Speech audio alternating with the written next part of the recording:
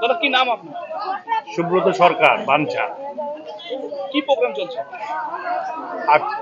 আজকে পিপলান ক্ষুদিরাম স্মৃতিসংঘ পাঠাগারের পরিচালনায় অরবিন্দু পালিত মেমোরিয়াল ট্রফির একটা অনুষ্ঠান কালকে বৈকালবেলা থেকে আজকে এইমাত্র অনুষ্ঠান খেলা শেষ হলো। কি কি পুরস্কার রয়েছে? পুরস্কার আছে আপনার প্রথম পুরস্কার পেয়েছে রাধিকাপুর, চ্যাম্পিয়ন হয়েছে। তাহেরপুর অনার্স হয়েছে। তৃতীয় হয়েছে হেলাঞ্চাপাড়া। কি বার্তা দেবেন? বার্তা ওদেরকে একটাই, আজকে যেভাবে আমাদের এই সমাজে বাচ্চারা খেলাধুলা ছেড়ে মোবাইলের ওপর আকৃষ্ট হয়ে গেছে, সবাই মোবাইল দেখে। কোনো জায়গায় রাস্তাতে গেলে দেখা যায় সবাই মোবাইল নিয়ে বসে মোবাইল দেখছে, কিন্তু মাঠে হয়তো মাঠ ফাঁকা, মাঠে খেলাধুলা নেই, মাঠে খেলাধুলা কমে গেছে। তা আমরা চাইছি আমাদের এই ক্লাবের সমস্ত সদস্যর একটা মতামত নিয়ে আমরা এই অনুষ্ঠান গতবার থেকে চালু করেছি।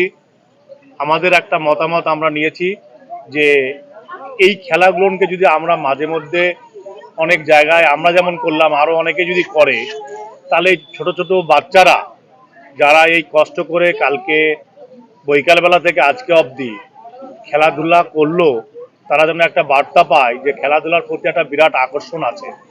এই আকর্ষণ আনার জন্যই আমরা এই অনুষ্ঠান, মোবাইল ছেড়ে তারা যেন খেলাধুলার প্রতি আকৃষ্ট হয় এবং খেলাধুলা করে তারা যেন আগামী দিনে দেশকে এবং আমাদের জাতিকে সম্মানের জায়গায় ফিরিয়ে আনতে পারে।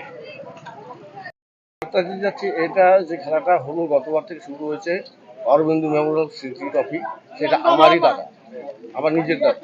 সেই উপলক্ষে আমি এই ট্রফিটা নামানো শুরু করছি। তার সঙ্গে যে বাকি কিছু আছে সেটা আলাদা ব্যাপার। আর চ্যাম্পিয়ন যেটা হয়েছে রাধিকাপুর, তাহেরপুর রানার্স, তৃতীয় স্থান হেলাঞ্চাপাড়া, সঙ্গে man of the match Sunny Sen, man of the series Sunny Sen এবং ম্যান অফ দ্য ম্যাচ টিশার। এই হয়েছে।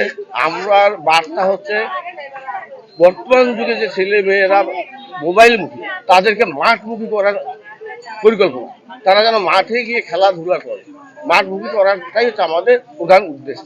এই উদ্দেশ্য নিয়ে আমাদের খেলায় নামানো। কি নাম আপনার? আমার নাম মনোরঞ্জন পালি, আমি একজন শিক্ষক।